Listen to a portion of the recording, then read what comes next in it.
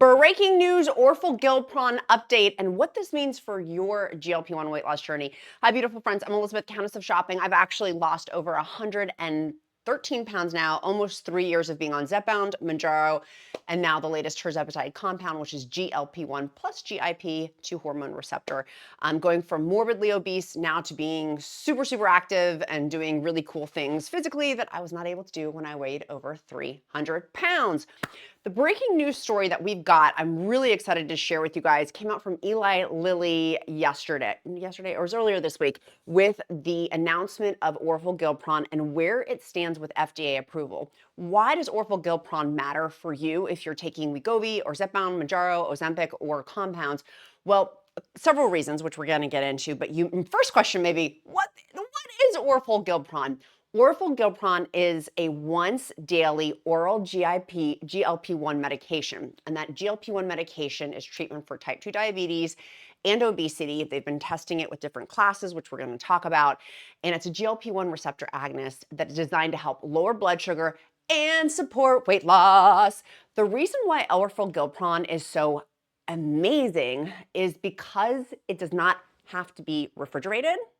And it's also not a needle. It's not a pen or a needle injection. So if you are squirmish around needles or pens, it is a pill, once daily pill, whereas these Zepbound, Mounjaro, Wegovy, Ozempic are weekly injections. This is a once daily pill, and it does not have to be refrigerated. That is huge. In terms of operational costs and costs in general, just for us, I was sharing, I'm on Tirzepatide compound, and I left the compound out for an extended period of time. It was not smart on my part, and so I ended up not being able to take it because of it's a compound, so it had other things included in it. And I had to eat that cost. I had to eat that cost and that time. So having a daily pill that is not refrigerated is huge, but this is why the news is so big for us. We're going to deep dive into it because this may be something you switch over to if you're in maintenance. If you're near maintenance, ding, ding, ding, ding, ding, I'm pretty much in maintenance.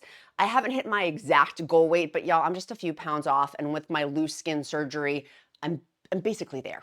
People are like, are you there? I'm like, basically, but I don't see my plastic surgeon for another year. So I'm leaning into, I'm basically at maintenance. This would be something awesome if you're at maintenance and your insurance eventually will cover it. We're going to talk about that too. So first and foremost, from Eli Lilly, I had yesterday's, so this is the part 2. Yesterday was on retatrutide, another GLP-1 drug. They call it the Godzilla of drugs. Check that one out after this video. That is an injection, a once weekly injection. This is a once daily pill. It is actively in the Eli Lilly pipeline. It is picking up steam. I talked about this yesterday, so I'm not going to hit too hardcore on that of why that matters, of where it is within the pipeline of getting released. But some of the potential key benefits for Orforglipron that were presented during the Eli Lilly sales call, or the earnings call, excuse me, was talking about what is coming and why this matters so much for you. I'm going to pull up my proper slide here. I want to make sure, there we go. Orforglipron is for the osteoarthritis pain in the knee and overweight obesity. Orforglipron for SUI and overweight for obesity, which SUI is stress urinary incontinence. I found this fascinating that that's part of the phase for incontinence was that they're testing, it's in phase 3. Amazing. Like when I go through seeing all these trials that they had for Orforglipron, the once daily oral pill for GLP-1 medication, I find it fascinating that they're testing for urinary incontinence. And then also for knee stuff too, for osteoarthritis with knees. And I don't know about you, but with my weighing over 300 pounds for a long time, gained and lost. I was overweight and then obese and then morbidly obese and like blah, blah, blah. Like just, I probably gained and lost over 1,000 pounds. And I know so many of you can relate to my journey on losing weight. And so the knee issue, I definitely am like, oh my gosh, the fact that they're studying for osteoarthritis in the knees, I think is huge. Now, one of the other big parts of, again, why does this matter for you is in your hip pocket with insurance coverage. We can see these different phase 3 data disclosures for Orforglipron for obesity with ATTAIN-1, Orforglipron for type 2 diabetes in ACHIEVE-1, and those are the studies, ATTAIN-1, ACHIEVE-1. That they have all of the Orforglipron for obesity is in regulatory submissions. So why, and that is on the far right of the slide. My source for these, by the way, is on Eli Lilly's website. I don't take ownership of these. These were their slides from the Q3 call. Down in the description, of course, I've cited my source to be factually accurate because I do demand and require them factually accurate, but these are from Eli Lilly's websites. They are the owner of these PowerPoint slides. On the far right side of this, it talks about, Eli Lilly talks about the regulatory submissions. Why does the regulatory submission matter? Is because there was a new rule put out in June when things were submitted to the FDA, it could take 10 to 12 months to get approval. That's a long time. Like when you have this powerhouse data that could change a lot of people's lives, you know that it's safe, you know that it's effective, and it's doing what it says it's supposed to do. Oh, my light went out. There we go. It's like, this little light of mine, I better let it shine.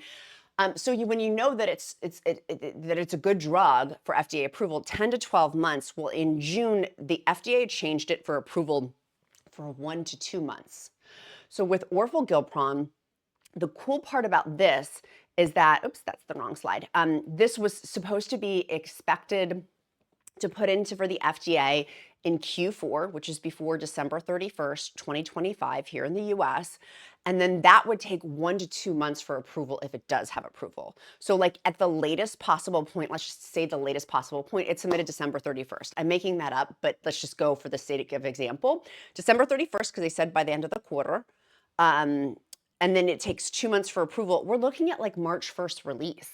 And then getting that in the pipeline with pharmacies and things like there's, of course, the pharmacies. And then if the insurance companies cover that, which we're going to just stay till the end. We're going to talk about that part two of why that will matter for your insurance coverage as well. But so going back over to these key pieces, Orforglipron within our study, one of the things that we're going to talk about is pricing. I'm going to come back to that slide because that's a key one, is about this attain to top line results. So why does this matter for you? With these attain top level results, it has on here body weight change at 52 weeks. By the way, so there's two studies. One on the left is body weight change at 52 weeks, and that's basically for like obesity treatment, weight management. The one on the right is the A1C change at 52 weeks. So testing type 2 diabetes versus overweight. We know people hate when I say this, so don't shoot the messenger, don't hate the messenger, but it's the science of it. People who have type 2 diabetes lose weight more slowly on average, not always. I don't let you guys know, not always, but on average data-wise than people who don't have type 2 diabetes. So looking at these two trials, you're like, why are they? It's because the one on the left is they don't have type 2 diabetes. The one on the right does. And it's at the highest medication of Orforglipron, 36 milligrams is the far right, like the dark brown bar. It was 10.5% body weight change at 52 weeks.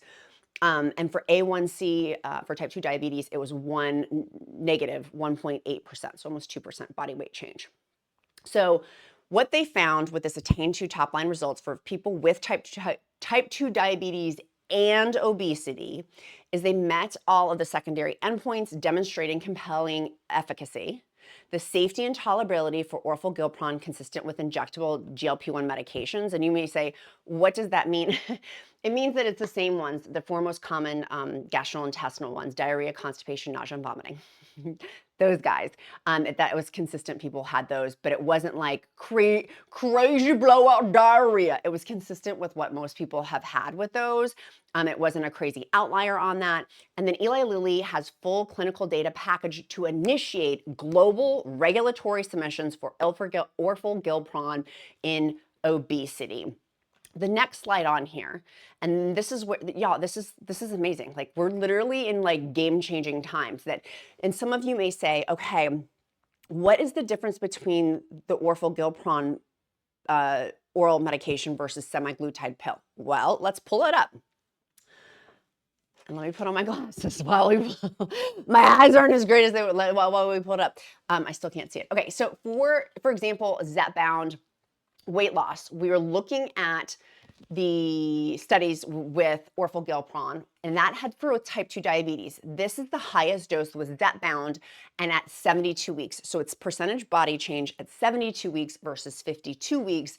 Zepbound is more powerful than Orforglipron because it's losing at the highest dose, which is 15 milligrams Tirzepatide, Zepbound, or Mounjaro, is 20.9% percentage body weight.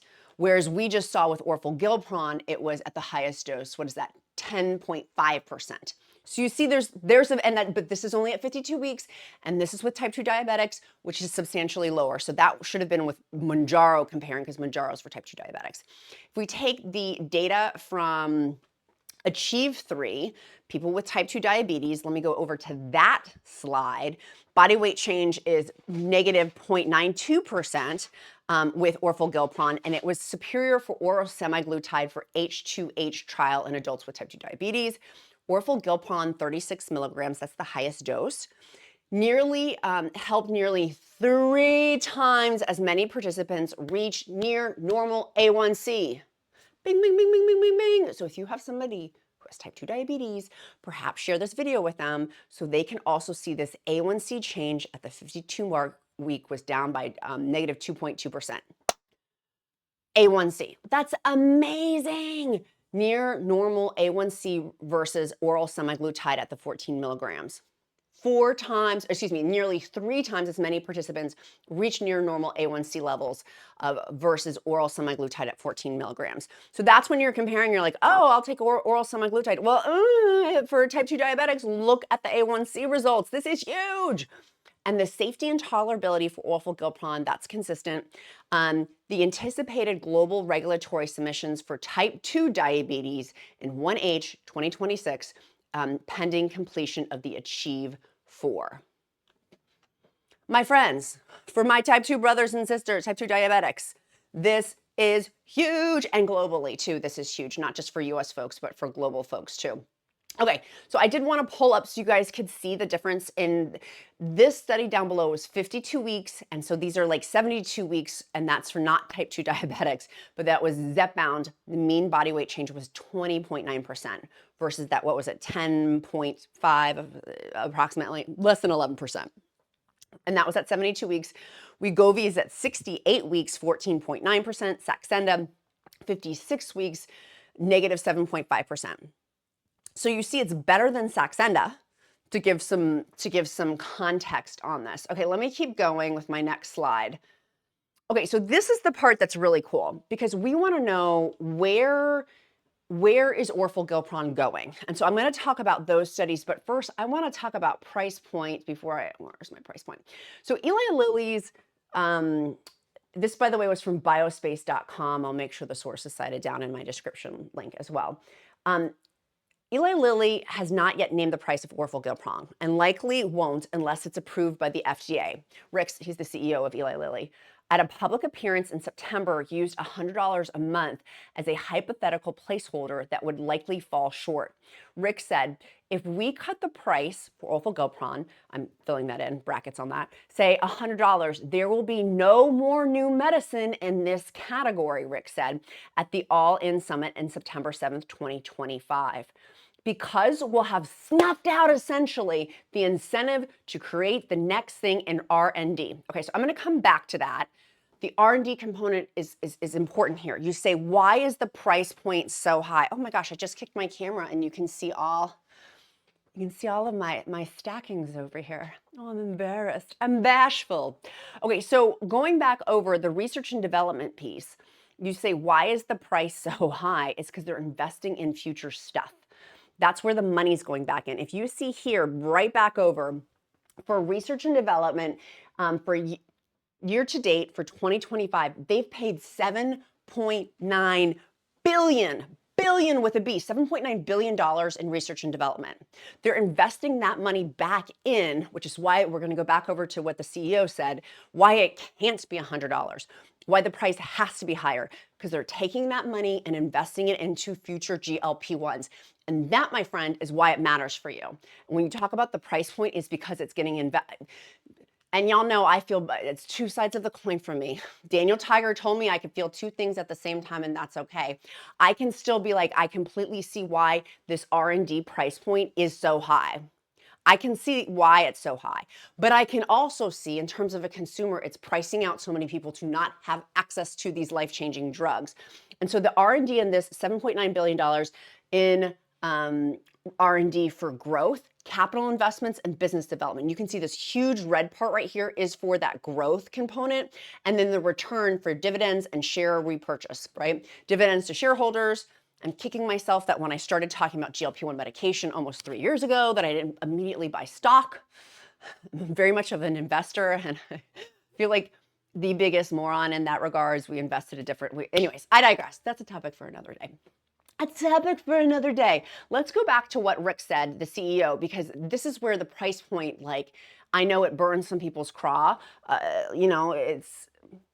Yeah. So talking about responding again to Orforglipron pricing question on Thursday's earning call. What was that, October 30th?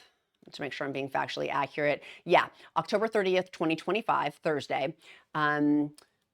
Rick said that the rise of consumer market for GLP-1 has had a profound impact of how Eli Lilly thinks about pricing. To partially serve the market, the company launched Lilly Direct, providing, of course they did, providing a self-pay option for patients. Lila Yufa, the president of Lilly USA and Global Customer Capability, said that Lilly Direct has seen significant uptake, which contributed to Lilly's reported 15% sequential growth for the quarter. So Eli Lilly's making it up on the back end with doing the direct to consumer. Many of you still ask me how I get my medication. I get it through Join Fridays. Use the discount code QUEEN. I'll link that down in the description link below too. So with that, let me go back over to my other slide. We were talking about, this is the one, is that the one I wanted? Yeah, this is the one that I wanted to talk about, Orforglipron, of where is it going? Where is it going? Because to me, this is, I'm like, it's fascinating to me, the studies that they're doing. We have the type 2 diabetes study, 2,749 patients. It's the daily oral Orforglipron compared to insulin glargine in participants with type 2 diabetes and obesity or overweight cardiovascularly. Completion, March 2026. They're testing hypertension, 2027 completion. Obesity testing for weight-related comorbidities, October 2027. Obesity for body weight reduction for people with obesity or overweight and weight-related comorbidities. So that was ATTAIN-1 was the first one. This is ATTAIN-MAINTAIN. So it's the maintenance of it. That won't be done until January 2026, which is just right around the corner. That is not that far off. And figuring out the maintenance of Orforglipron, that's always one of our questions. And in my free encouragement group, we talk a lot about maintenance for GLP-1 medications because there's not really clear-cut pathways really yet for GLP-1s. Like that's where the market is going. I'm one of the OGs almost 3 years ago. People are like, you're gonna have 3 heads. And then all the Johnny-come-latelys came because it's like, no, she didn't get 3 heads and she completely changed her life. But then how do you get to that maintenance point and continue doing this without gaining the weight back or staying on the medication? And I've talked about it. I have no intentions of getting off the medication. Why would I? To me, that seems like, oh, you have high blood pressure. You've reached having a good blood pressure. Let's take you off blood pressure medication. To me, that just doesn't make sense. I know for other people that makes sense, and obesity is a wide hoop to jump through. And there's also many reasons why people stop medication, insurance being one of them. And this is why when I show these facts about the upcoming pieces, why you should also care is because this is going to help your insurance company. This is going to help. The more of these that we have on the market for the FDA approvals for the different components of it, like studying OSA, like studying stress urinary incontinence, osteoarthritis, all of these other studies, that matters because of the FDA approvals. And the FDA approvals then for insurance coverage. I know so many of you are hurting right now. I know because of my free encouragement group, and if you haven't checked in today, go check in. It's a free group. Like, I'm not charging anybody. I pay for it out of my own pocket. The accountant I do, thousands of dollars, and we're happy to do that as a source of encouragement for free. So cost is not an inhibitor for anyone, And you can have encouragement on a daily basis here on YouTube and also daily in the group and also in my Monday encouragement newsletter, which by the way, did you guys notice the count took that over? Did you guys see your Monday newsletter last week? Meow. My hot husband did that. I know. You may have noticed it looks substantially better. It's written substantially better. That's because my husband took that off my plate and will continue to take how I want it to be with my vision of it, but he's like the one implementing it. So thanks, Count. But so having these different tests being done, the clinical trials being done, is leading the pathway and the breadcrumbs to getting FDA approvals for different things. Different FDA approvals for things like, for example, Zepbound with sleep apnea, boom, boom, boom, boom, boom. Wegovy for heart failure and cardiovascular events, boom, boom, boom, boom, boom. That leads to more ability for insurance coverage. Right now, we're seeing at an all-time high from my perspective. I don't have the data to back that up, so please feel free to fact check me and tell me if that's wrong, but I don't think it is. From what I'm seeing, my optics are so many people don't have insurance coverage. They're getting substantially dropped. There's a lot of changes happening in the insurance market, and I don't like to be henny penny, which is why I'm saying there's so much hope with this because of the upcoming FDA approvals and new drugs coming out. Orforglipron coming out, and eventually, like pending, of course, the end of the clinical trials and FDA approvals. And same thing for retatrutide, pending the clinical trials and the FDA approvals. Those two beasts, and not including even Novo Nordisk, the competitor who makes Wegovy and Ozempic, semaglutide, which is different. One hormone receptor, Zepbound, Mounjaro are two hormone receptors. Having more options in the marketplace is huge. As I said in yesterday's video, as an economist daughter, this is a big deal. This is a big deal. That these things are getting pushed through. And I might add quickly, they're doing it, of course, the clinical trials, of course, they're doing it with the documentation properly. That's not quickly, that's slow. And rightfully so. We want to make sure it's vetted for efficacy, safety, tolerability, like all of those things. But in terms of the paperwork with the FDA, it's fascinating to me that it's on the fast track that it will get with the new June ruling 1 to 2 months.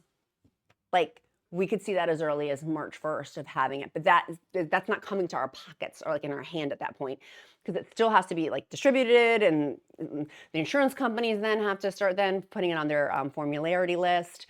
There's still more to this, but there's hope for 2026 that we could see a break in the clouds of having something else, particularly a once daily. Now, my question to you, I'm a once weekly injector, have been for almost 3 years. I don't know if I'd want to do a once daily pill. Would you? The price point, and I think that that's where it gets interesting of what the CEO, Mr. Rick, said about it's not going to be $100. He didn't give a specific point on there. It's going to have that buffer in there so it can help pay for that R&D and future GLP-1 drugs.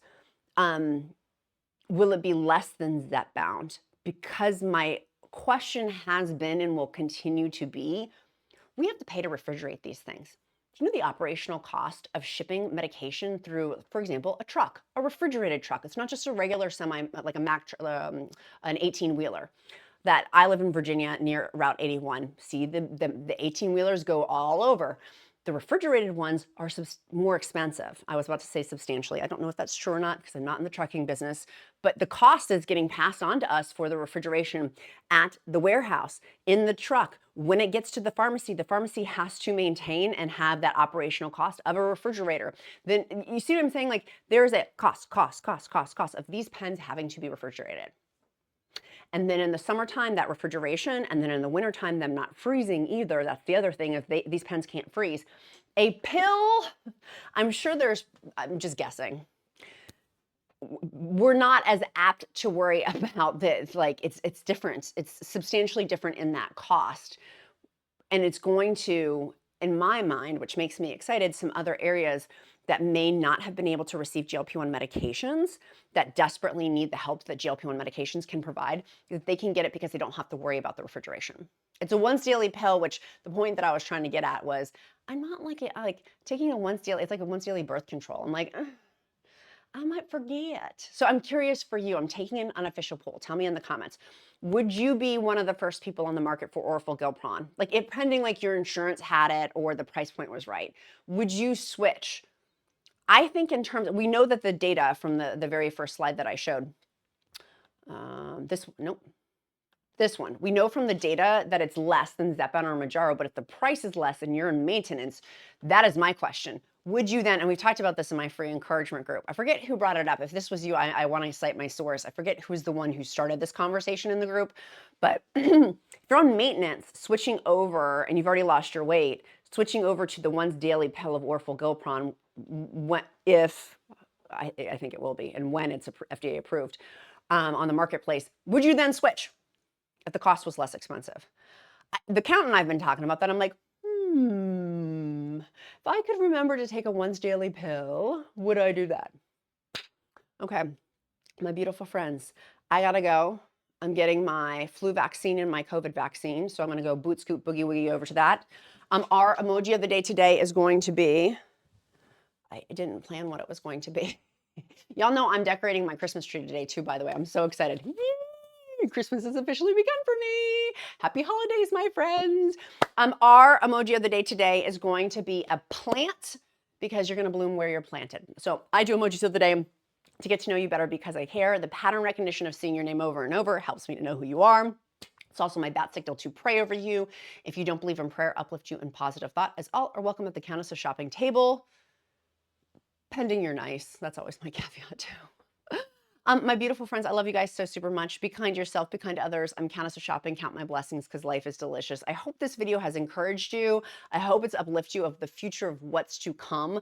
There's more data that I'm going to be talking about, so make sure you click that like and subscribe button about additional resources. Go watch the Reddit TrueTide video from yesterday. It's down in the playlist if you didn't watch it yesterday. That one's also fascinating. That's the Godzilla. It's a 3-hormone receptor, not 2-hormone or 1-hormone receptor, 3. And why that matters for your weight loss too. Love you guys. I'll see you tomorrow.